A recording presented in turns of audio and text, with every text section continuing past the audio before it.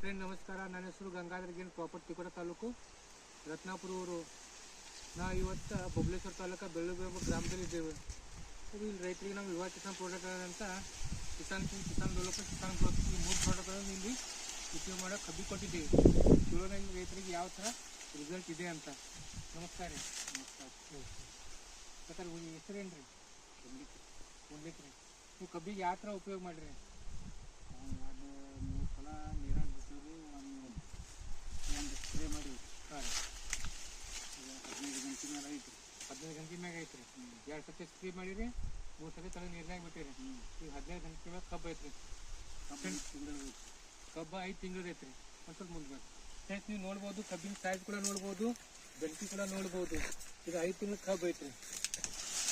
ನೀವು ನೋಡ್ಬೋದು, ಇಲ್ಲಿ ಗಂಟೆ ಕೂಡ ನೋಡ್ಬೋದು. 1 2 3 4 5 6 7 8 9 10 11 12 13 14 14-15 ಗಂಟೆ ಮ್ಯಾಗ ಕಬ್ಬು ಐತ್ರಿ. ನೀವು ನೋಡ್ಬೋದು, ಇದು 2 ಸಲ ಸ್ಪ್ರೇ ಮಾಡಿದ್ದಾರೆ, 3 ಸಲ ಕೆಳಗೆ ಡ್ರಿಂಚ್ ಮಾಡಿಬಿಟ್ಟಿದ್ದಾರೆ.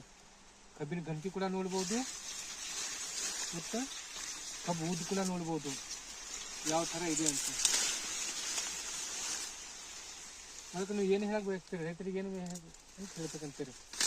ನಮಗಂತೂ ರಿಸಲ್ಟ್ ಬಂದೈತ್ರಿ. ಅವ್ರಿಗೆ ಹೇಳಿವ್ರಿ 2 ಮಂದಿ ತಗೋರಿ ಅಂತ ಹೇಳಿ.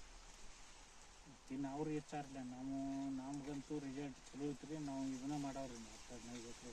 ಈಗೆಲ್ಲ ನಿಮ್ಮ 35 ಎಕರೆಗೆ ಏನೈತಂದ್ರೆ ಇದೆ ಎಲ್ಲ ಉಪಯೋಗ ಇದೆ ಮಾಡೋರು ನೀವು ಇದನ್ನ ಮಾಡವ್ರಿ. ಫ್ರೆಂಡ್ಸ್, ನಾ ಇಷ್ಟೇ ಹೇಳಕ್ಕೆ ಇಷ್ಟಪಡ್ತೀನಿ. ವಿಷಮುಕ್ತ ಭೂಮಿ, ರೋಗ ಮುಕ್ತ ಭಾರತ ಅಭಿಯಾನದಲ್ಲಿ ಕೈ ಜೋಡಿಸಿ ಕೆಲಸ ಮಾಡ್ತಾ ಇದ್ದೇವಲ್ಲ, ರೈತರಿಗೆ ಸಾವಯವ ಗೊಬ್ಬರವನ್ನು ಉಪಯೋಗಿಸಿ ತಮ್ಮ ಇಳುವರಿಯನ್ನು ಜಾಸ್ತಿ ಪಡ್ಕೋಬೇಕು ಮತ್ತು ತಮ್ಮ ಭೂಮಿಯನ್ನು ಫಲವತ್ತೆಯಾಗಿ ಇಟ್ಕೊಂಡು ಬೆಳೆಯನ್ನು ಚೆನ್ನಾಗಿ ಬೆಳೆಸ್ಬೇಕಂತ ಹೇಳ್ತಾ, ಜೈ ಹಿಂದ್, ಜೈ ಯುವ ಮಾತೆ.